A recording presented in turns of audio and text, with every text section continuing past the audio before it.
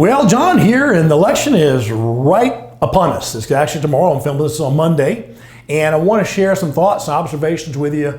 Our planning for the election, and really what you should be doing, what you should be thinking, what you should be thinking. This election is going to be different than some of the past elections we've had. One of the big differences is it probably won't be determined election night.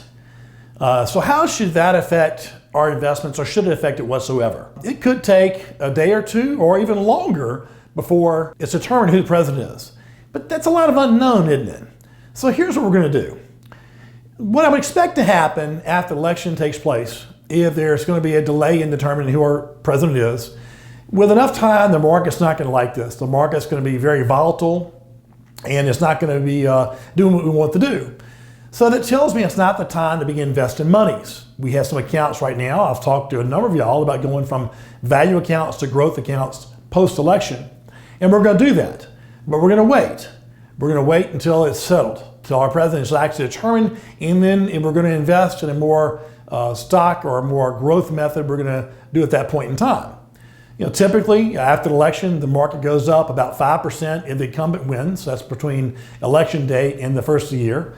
And if it's a new president, it's about 6.5%. Meaning, hey, really and truly, they're saying with the Democratic presidency, the market should be better than with a Republican president. So what we're doing is really not a whole lot of anything. We didn't sell out. I'm not going to do that. But I'm not going to take a more aggressive posture either. Now, there's a way to miss out on some of the upside there, isn't it? If we are going to take a more aggressive posture, what we do is right now, we would invest in a more aggressive position. But again, if there's a delayed counting of votes, we could see a lot of undulation with the market there. And I want to avoid as much of that for y'all as possible. So that's where we are.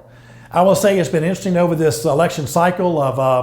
I've enjoyed following it to some extent, and I've been very proud of the way my clients and people in Louisiana, our approach to this, I think, has been a very healthy approach.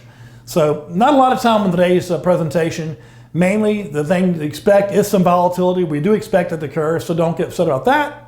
And again, if you have any question, don't hesitate to call, and I'll be glad to take your call. John Neyland, I'll talk to you next week.